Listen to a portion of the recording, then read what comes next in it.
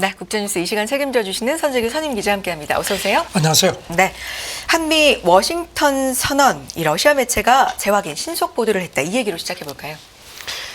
그 윤석열 대통령하고 바이든 대통령이 나토 정상회담 와중에 별도로 만났습니다. 네. 그래가지고 그 양국이 지난해 한미 동맹을 그 핵 기반 동맹으로 강화하기로 한 그 워싱턴 선언을 채택한 게 있는데 그거를 재확인하고 그다음에 이제 북한의 핵 도발에 강력히 대응하는 그런 내용에 담은 그 공동 성명을 채택했는데 이거를 특히 러시아 국제뉴스 전문 통신 스푸트니크가 신속하게 보도를 해서 러시아 쪽에서 상당히 관심을 보였습니다. 네. 스푸트니크는 또 특히 그 공동 성명에 그 한국에 대한 북한의 어떤 핵 공격도 즉각 압도적으로 결정적으로 대응하는데 직면할 거다 이렇게 언급한 부분하고 바이든 대통령이 그 미국의 모든 역량으로 그 확장 억제 공약이 뒷받침된다고 한 부분을 좀 부각시켰습니다. 네. 백악관의 평가도 좀 정리해 볼까요? 백악관에서는 이거 관련해서 그 나토하고 이번에 그 초대됐던 우리나라, 일본, 뉴질랜드, 호주 이른바 인도태평양 파트너 4개국 간의 협력 부분을 이제 해서 그 자료를 냈습니다. 네. 그래서 이 인도태평양 파트너들이 우크라이나 지원하고 자체 국방비 증액 그리고 나토와의 개별적 파트너십을 통해서 글로벌 안보에 강력하게 투자하고 있다 이렇게 평가를 했습니다. 네. 그리고 북한하고 러시아 간의 그 밀착 부분에 대해서도 경계하고 있다는 점도 강조를 했고요.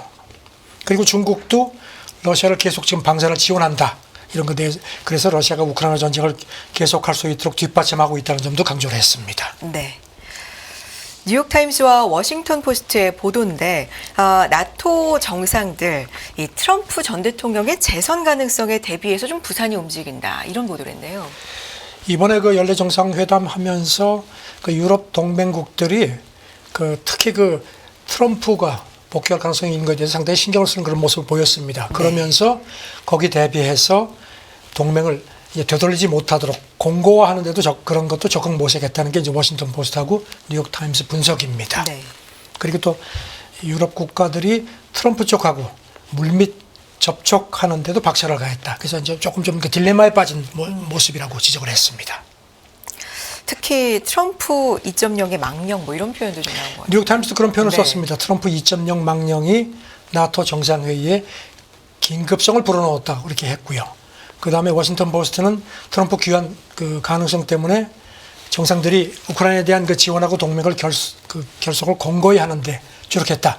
트럼프가 복귀를 해도 되돌리지 못하도록 이게 트럼프 프루프라는 표현을 썼는데요. 네. 이런 동맹의 쐐기를 박으려고 노력을 했다. 그래서 이번에 그 우크라이나에게 내년에 최소 400억 유로, 우리 돈으로 한 60조 원 정도를 지원할 의향이 있다는 걸 공동성명에 집어넣은 것도 이런 맥락이라는 겁니다.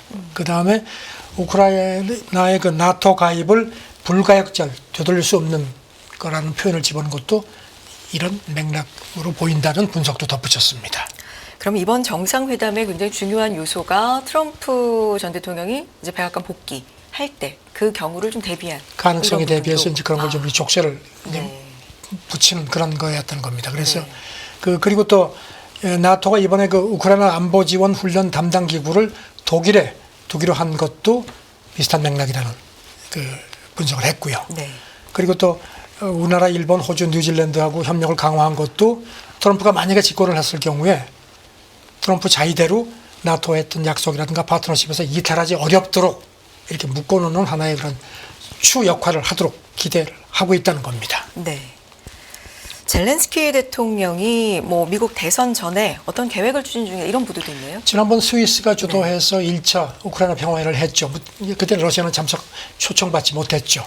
그래서 지금 블룸버그 보도를 보니까 젤렌스키가 조금 좀 그 트럼프 그 복귀 가능성을 좀 조급해하는 것 같다는 겁니다. 그래서 미국 대선 전에 우크라이나 2차 평화회의를 여는 거, 여기는 이제 러시아도 어떻게든지 참석시키는 그런 방안을 좀 추진하고 있다고 하는데 글쎄요, 이게 쉽게 될지는 모르겠습니다. 네. 자, 이런 가운데 동맹 결속을 강화하려는 노력이 불안정한 모습이다. 이런 진단도 있는데 어떤 얘기입니까? 워싱턴 포스트 진단이 있는데요. 네. 아시다시피 지금 뭐 바이든 대통령도 사퇴 압박 계속 받고 있고, 그다음에 마크롱 프랑스 대통령, 또 숄츠 독일 총리도 지난번 그 유럽의회 선거, 그다음에 이제 프랑스는 이번 선거도 그렇고 해서 정치적 입지가 많이 흔들리고 있다는 겁니다. 그래서 이렇게 이 세 나라가 나토의 주축 국가인데 이렇게 여기 정상들이 정치적으로 이렇게 입지가 흔들리는 게 조금 좀 걸림돌이 있다는 겁니다. 네. 또 어떤 분석 나오고 있는 소리 그리고 주실까요? 네. 아까 이제 그 유럽국들이 트럼프 쪽하고 이제 접촉하는데 상당히 관심을 보인다고 했는데 그래서 그런지 지금 그 트럼프 정책 고문이 키스 켈러그라고 이 사람은 이제 미국 우선주의 연구소 이제 간부인데 이 사람 얘기가 그 작년 11월부터 외국 당국자들로부터 한 160회가 넘는 브리핑 요청을 받아가지고 이 중에서 한 100건 정도를 골라서 승인했다. 이렇게 조금 과시성 발언을 했다는 것도 워싱턴 포스트가 상기시켰습니다. 다음은 영국 쪽 보도인데 미국 유권자들에게 이 나토가 돈을 쓸 가치가 있다. 이 점을 납득시키기 위한 거였다 이번이. 네, 이런 한예로 분석이네요. 그 라트비아 네. 대통령이 네. 나토 정상회의 첫날인 지난 9일이죠. 그 뭐 미국 사람들은 그 유럽이 미국보다 훨씬 그 우크라이나 지원에 좀 인색하다고 보는 모양인데 그렇지 않다. 사실상 우리가 훨씬 더 많이 지원했다. 이런 식으로 해서 나토에 돈을 쓰는 게 절대로 미국에 불리한 게 아니라는 점을 강조하는 그런 또 노력도 보였다는 게 가디언 보도입니다. 알겠습니다. 자, 미국 대선 상황 얘기 좀 이제 넘어가서 해볼까요? 바이든 대통령의 의지는 끝까지 간다. 이렇게 좀 강하게 나오고 있는데 사퇴 압박은 좀 갈수록 거세지고 있다고요. 오늘 새벽에도 그런 소식들이 많은데요. 네. 지금 뭐 악시오스 보도를 보면은 상원 민주당 원내대표 또 사석에서 뭐 물론 이제 공개적으로는 이제 뭐 바이든 지지한다는 입장을 취하는 것 같지만 사석에서는 후보 교체에 내가 열려 있다 이런 식으로 얘기를 했다는 겁니다. 그리고 오늘 새벽에 들어온 걸 보니까 미국 민주당 쪽에서 하원 의원들 전체 의견을 수렴하는 그런 모임을 지금 계획을 하고 있다는 겁니다. 그리고 또 상원의원 민주당 소속 상원의원 한 사람도 공개적으로 처음으로 이제 사퇴하도록 압박을 한 걸로 돼 있고요. 네. 그리고 방금 워싱턴 포스트 보도인데요. 바이든 캠프 내에서도 이거가 좀 힘들다. 끝난 거 아니냐. 절대 회복 못한다. 이런 회의론이 나오기 시작했다는 겁니다. 이런 가운데 미국 하원이 아시다시피 공화당이 주도하죠. 여기서 백악관 보좌관, 그러니까 질 바이든 여사 그 선임 보좌관 포함한 3명을 소환해서 오늘 한 17일쯤 청문회를 하려고 지금 계획을 하고 있다는 겁니다. 네. 근데 오랜 우군이잖아요. 낸시 펠로시까지도 좀 우려하는 목소리가 있나 봅니다. 그저께 미국 방송하고 대담하면서요. 네. 출마 여부가 전적으로 그 바이든 대통령한테 달려 있다 하면서도 시간이 없기 때문에 빨리 결정하길 바란다. 사실상 조금 압박을 가했습니다. 네. 이런 상태인데요, 지금. 그리고 또 이제 뭐 아시다시피 할리우드 배우들도 그동안에 이제 이렇게 바이든 모금에 적극적으로 나선 사람들이 이제 조지 크루니 뭐 그다음에 마이클 더글라스 같은 사람들도 공개적으로 이렇게 가면 못 이긴다. 백악관은 물론이고 상원 하원도 다 질 수 있다. 이렇게까지 해서 공개적으로 이제 압박을 하는 걸로 그렇게 나타났습니다. 네. 아무래도 11월이면은 생각보다 이 시간이 얼마 안 남았기 때문에 그렇죠. 네. 이런 목소리들이 좀 더 높아지지 않을까 생각이 드는데 미국 유권자들 생각이 사실 제일 중요하잖아요. 지금 어떻게 조사 나오고 있습니까? 가장 최근 조사 미국 ABC 방송하고 워싱턴 포스트가 네. 이제 입소스하고 의뢰해서 지난주에 조사한 게 이제 발표가 됐는데요. 역시 바이든 사퇴에 대한 그런 목소리가 큰 것 같습니다. 응답자의 67%가 바이든이 사퇴하는 게 좋겠다 이렇게 얘기를 한 걸로 되어 있습니다. 그리고 또 바이든이 재선되기에 너무 늙었다는 반응이 무려 85%, 트럼프가 너무 늙었다는 반응은 60%, 이것도 뭐 만만치가 않습니다. 네. 그리고 뭐 정신 상태에 대해서 바이든이 정신 상태가 명료하다는 답변이 14%밖에 안 되는 걸로 되어 있습니다. 네. 트럼프에 대해서는 한 44%, 이것도 뭐 이렇게 높지는 않습니다. 네.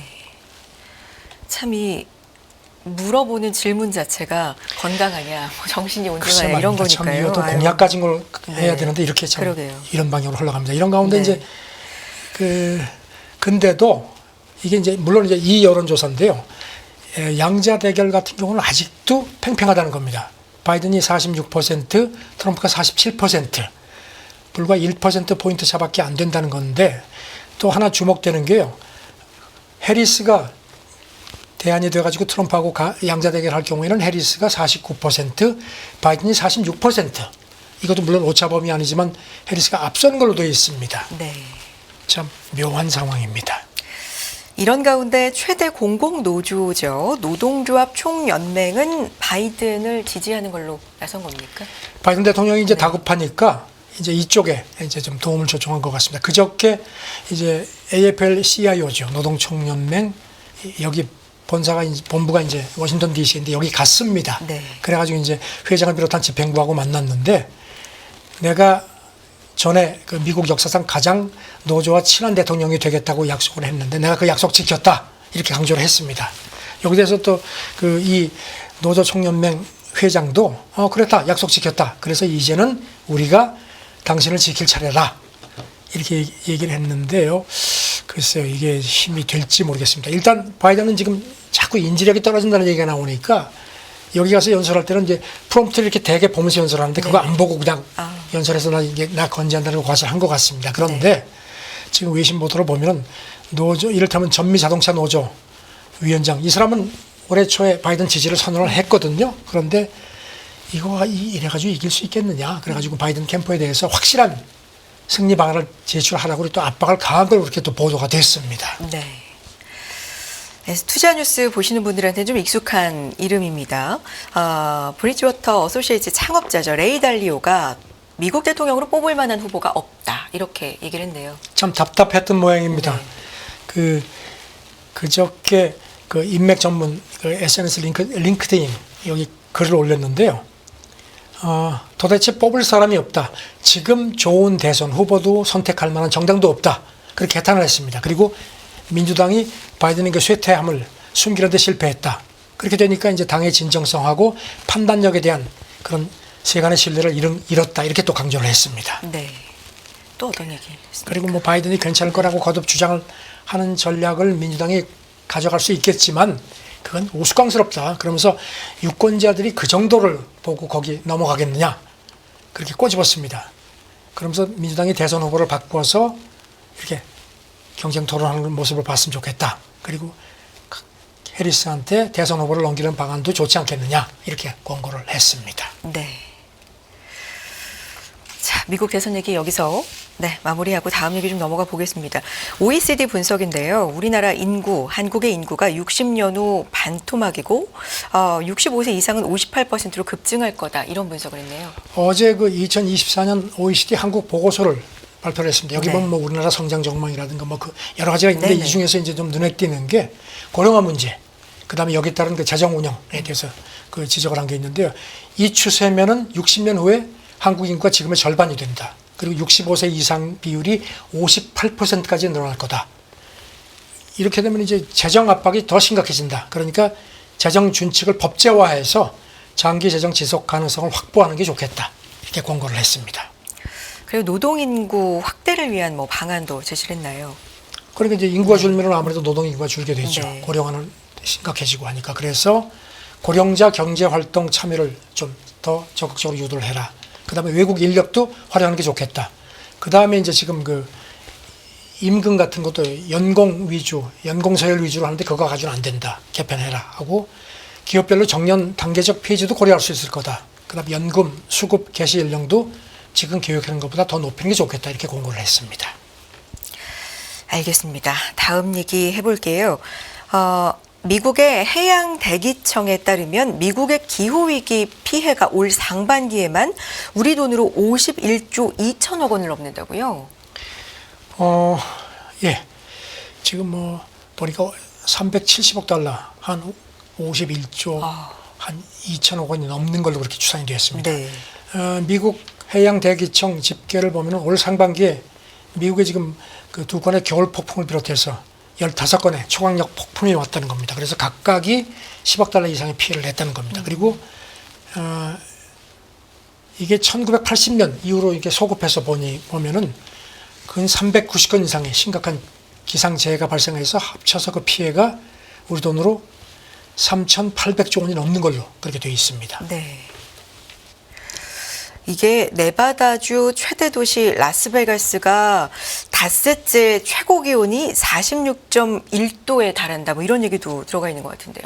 지금 화씨 115도, 우리 섭씨로 환산을 하면 46도가 넘습니다. 이게 하루 이틀도 아니고 5일간 연속 됐는데 2005년 7월에 나흘 연속된 게 있는데 그 기록을 깼다는 겁니다.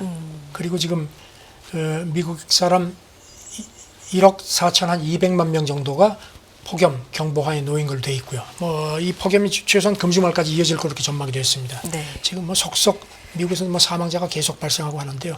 이게 지금 미국 같이 이렇게 참 많은 시설이 잘 돼 있는데도 이런 상황입니다. 지금 그러니까 아프리카 이런 데는 오죽하겠습니까?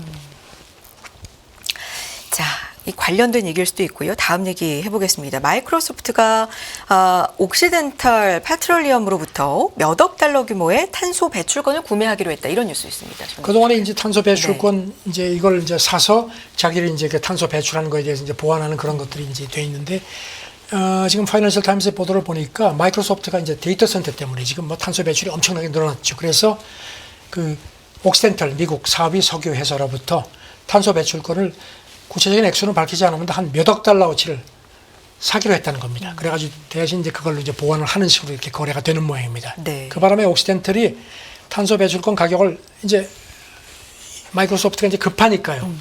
시세보다 훨씬 비싸게 계약을 한 모양입니다. 네.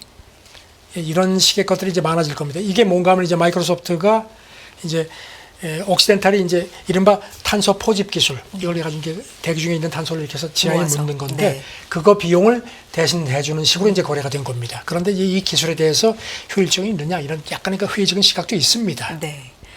이게 MS만의 문제가 아니라 빅테크 기업들 전반적으로 특히 AI가 이제 활성화가 그렇죠. 되면서 데이터 센터가 네. 필요하고 데이터 센터가 엄청나게 전기를 잡아먹고 그렇게 되면 이제 거기 수반하는 탄소 배출이 훨씬 많아지는 거죠. 네. 이런 부분이 있기 때문에 계속해서 좀 얘기가 나오지 않을까라는 생각이 듭니다. 이 얘기 여기까지 할까요? 네. 자, 오늘 여기까지 듣겠습니다. 손재규 선임 기자 함께했습니다. 고맙습니다. 감사합니다. 끝나지 않은 여정, 변화의 물결소. 우리의 질문은 계속될 것입니다. 거대한 역사로 읽는 인간의 욕망과 부의 흐름. 새로운 부의 미래를 알려드립니다. 자본주의의 적은 자본주의.